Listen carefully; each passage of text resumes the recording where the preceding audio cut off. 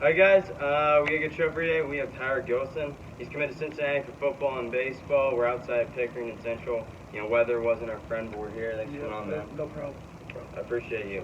So, we're interested, to see you play football and baseball, right? Yeah. How'd you get into both? And growing up, did you always think you were gonna play two sports? All right. So I started off with the football side. I always wanted to play football because me and my dad we used to watch it when I was younger. So I started playing that three. Yep, that sounds about right. Yeah. And then baseball, I got into that because of my brother. He played baseball, so I always followed him with the sports stuff like that. So whenever he played baseball, I got into that. When did you get into baseball around? Was it the same type of age or no? So it was seven. Yeah. Yeah. Yeah, which actually might be beneficial. I was a baseball player, and I was gonna have Tommy John. I was throwing fast. I learned to curveball too soon. Yeah, curveball. And you get injured. That's why my grandpa's a baseball coach. Yeah, he always suggested getting into it a little bit later because if you start off really young, a lot of those players get injured down the line. Like the Tommy John, I see that up a lot. Around here because pitchers they throw a lot and the coaches don't really care about their arm. They just care about how good their team is and how good is that they're winning by. So that's how it is. Yeah, for sure. That's how they get hurt. Okay, I want to get into a little bit in the recruiting because I'm class 21. I got recruited. It was a little bit screwy. Yeah. There's a lot of that Zoom, that garbage. It was you visit a campus and be like, oh, here's a virtual tour. It's like, oh, this locker room looks great on this computer screen. You know what I mean? But how was it for you? Was it 2022? I feel like you got to visit. You went to Cincy a couple weeks ago, right? How was it for you? I loved it, honestly. I love the city. I love the coaches down there. Yeah. It's a real homey vibe. All the coaches show you love 24/7. I just love it down there. Did you get to meet any of the players? Yes, I met a couple players. My host was Chris Scott. He went up to North, where we hung out with what's it called? Justin Watley, another D lineman, and a lot of linebackers and stuff like that. So we hung out with the other recruits and their hosts too. So it was cool. So I'm interested.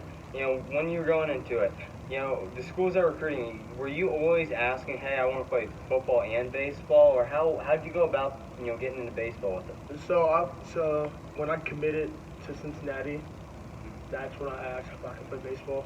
So that's how it went down. It wasn't like, oh, I want to play baseball. So you get recruited for football, and then you asked about baseball as a plus? Yeah. Okay. Yeah. So was that one of the things that you think made Cincy stand out over schools like West Virginia, Virginia Tech, Syracuse, name a couple of those schools? No, not really, not necessarily that. Since they stood out because of, it's close to home is one, and just the family vibe. I love that. I always wanted to have a family vibe. That's what I really wanted in the school. And then not only that, they're playing in they're a top 10 team every year. So why would you not want to play two hours away from home, be a top 10 team? Yeah. It's just a perfect fit. Yeah, I know the family vibe was big for anyone. The same thing with me recruiting, and I always saw they were showing you love a lot. Yeah, they act like they really want you because there's some of these my friends, they get offers, and they always told me it was for Twitter. They get an offer, but the school would just offer them just so they could post on their Twitter. They didn't really care about them. I have to ask your friend CJ. Yep. He's playing Cincy. How excited are you to get to play with them? 4 more years. We talk about that because we are still best friends. But when we were younger, we used to talk about all the time playing college football. So when the time came, it was a no-brainer. But we still had to take the best route for us. And it just so happened that the best route was Cincinnati. So we're going to love it down there together. So it was always kind of a plan for you guys. Hey, we're gonna play. When you were talking about different schools, we're gonna be a dynamic duo down there. So I'll tell you how it happened. So he committed before me, and we always used to talk about it. And I remember someone would be on the game, and he would stop, pause him, just commit to Cincy on the mic. So it's stuff like that. So it just felt like home as soon as I did it. No, yeah, for sure. Okay, I feel like baseball is one of the sports that gets underrepresented a lot. Yeah. You're a first baseman, correct? Yeah. Okay, can you kind of describe your baseball game? What type of hitter you are? What's your game like? So, baseball, it's a hard sport. You you can go up, you can go 3 for 3, then go 0 for 5 in the next game. So it's like keeping a level-minded head. So I feel like my game is, you know, I'm an enthusiastic player. Are you a power hitter? I'm a power and sometimes contact whenever I need to be 2 strikes out, put it backside, power whenever I need it to be, you know, stuff like that. But that's the game of baseball. Yeah, I went down to a game for Cincy. They played FAU in Forest. My family was down there, and Cincy's got a nasty team. They're a good team, man. Yep. Like, I love the coaches down there. They're all real cool guys down there. So you know, it's just baseball's a weird sport about it. It's like you can go like 90 and you can lose 70 games and still make the playoffs. Yeah, that's how baseball is. You know, people don't understand like how hard baseball is because you might think it's easy. No, that ball comes in at 90, 85 plus. You see that, you're like, woo! You know. I was proud of myself a couple days. We went out to a Yankees game. In the Bronx, and Yankees Stadium. We caught a home run ball a couple weeks ago. Home run ball? Yeah, I haven't done that before. I didn't have to go out. My friend, because it was off a guy in front of us. He tipped it, and it came back, and then I got it off the tip. And we got it. So that was a great way to introduce myself to Yankee Stadium. Going into senior season, you guys lost in the state championship. What's your mindset about this year? How are you getting prepared and ready for it? Our mindset this year, we're just focusing on our week 1 game. National, again, getting prepared for them. We're just trying to, leave no doubt this year, come in and just win our first game right now and see where that takes us. That's how we're just going into the season right now. Yeah, I'll get back in the last season in a second, but you mentioned your non-conference schedule. You play a team from Pennsylvania and 2 teams from Cincinnati? We played Massillon and Elder. Okay, Massillon and Elder. That's a very tough non-conference schedule. How are you guys looking to prepare early on for those games? Are you starting to watch tape from all 3 of those teams, or is it just first game you're watching tape from? First game we're watching tape right now. Massillon, we are keyed in with Massillon right now, and after the first week, that's when we go into the second week game. So we don't really overlook any teams. We just start with 1 week and watch them 1 week at a time, don't look into ahead. A lot of teams getting that where it's like you look at in college, they're 8-0. Some of them finish 8-4 because they get a little bit ahead of themselves.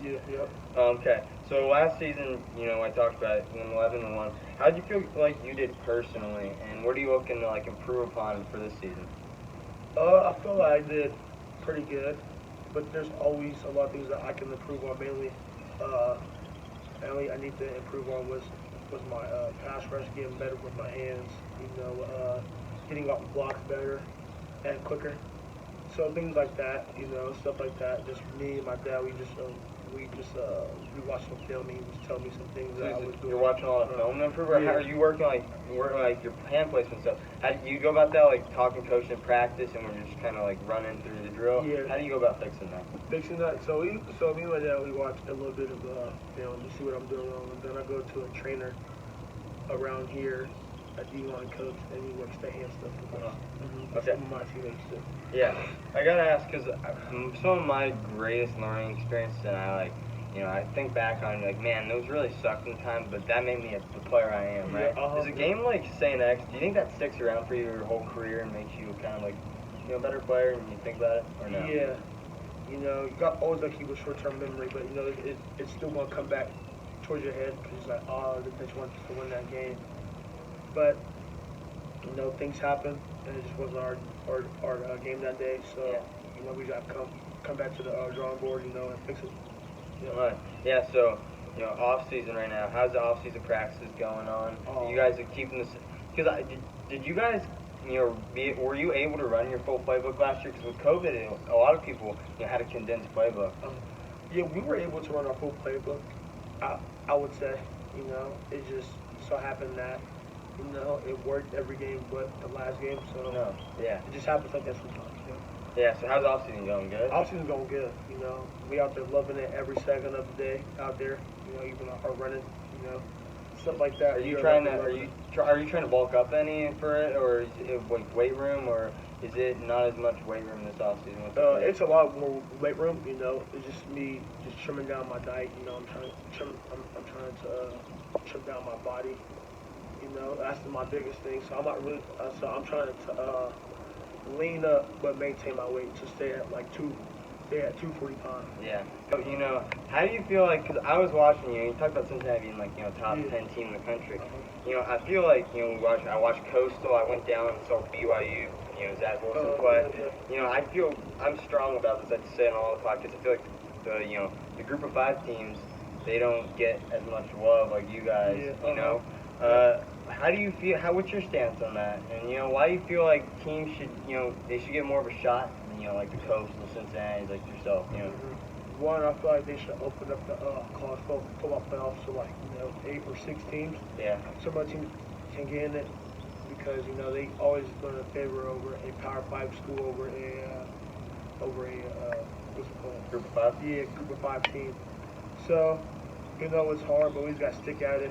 I hate how the committee is sometimes with stuff like that, but that's just how they are. So we just got to keep on winning. Also, I think it would help the ratings a lot because, personally, I love football, so I watch it. But sometimes I get bored of seeing Alabama, Ohio State, Clemson. I'd like to see some teams. Other teams make it, because it keeps it interesting. And, also with recruiting, it's like, where all the, 1, 2, 3, 4, 5 are going. They're all going to those 3 schools because that's where they know they're going to get to the playoff every year, you know what I mean? This is always a funny one. I had a funny story with it. I actually blocked this coach's number because I was a spam call. When you got your first offer, where were you at? What were you doing? So when I got my first offer, actually it was in Central in high school, and coach, the final coach classroom. The Toledo coach came in and he talked to me and CJ and he offered us both. I was happy. I was ecstatic. No, yeah. It's something I forgot. I was like, when I actually unbuckled the December, I was jumping up and down. It was like a crazy experience, man. It's like you kind of knew. It's like there's a lot of work to do, but you're like kind of like, yeah, I made it, man. Like, I'm starting to do something. Okay. So we always ask we'll finish off with these 3 questions. For this one, we always do the best play, but you're playing 2 sports, so I got to ask you, what's your best play you ever made in football, and what's the best play you ever made in baseball? So my best play I ever made in football in high school, right? Yeah. So my best play I have ever made in football, I would say, against Minter last year, I had a game hit in the stat to Cincinnati State. Nothing's like that. Yeah, nothing You like that. You can't. It's like that's like hitting a walk-off home run, man. So in baseball, I would say hitting a home run. Hitting a home run about 4 weeks ago. Yeah. Yeah. Nothing like hitting a home run, man. Nothing like. All right, so we always finish off with these final 2 questions. Over the course of your career, what's the best piece of advice you think you ever heard? From my dad and from all my uncles, even my brother too, because they both played football and at a high level. They always told me, never get complacent and always keep a level mind ahead. Yeah. So I feel like complacent means, never get too full of yourself. Always stay humble. Always stay humble and hungry. Yeah. And always give your blessings to God. And what's one I just said? I forget what I just said. Always give your blessings to God. Yeah. And I forget. No, I can cut it. I can cut it. Yeah, cut it. Yeah, no, you're fine. No, you're good. I forget what I just said. Because I can re-edit it. No, we can just keep going. Okay. This thing doesn't even matter. I can just cut it. I forget what I just said. All right.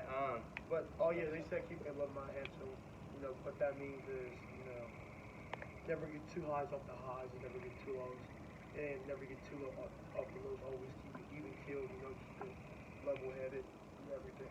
Yeah. No, that's awesome. I agree with that a lot. We're going to finish off with this question. It's a hard one. Over the course, when your career's over, down the line, right? How do you want people to remember yourself? I want people to remember me as a fun, energetic person, who always wants to win, and has that killer instinct. Yeah, no, for sure. It's awesome here. Tyler, I appreciate you here. We're outside, Pick Central. I appreciate you coming on, man. It means a lot. Give the athletes like yourself a voice. It's all we try to do here, so it means a lot. I appreciate it. Thanks, man.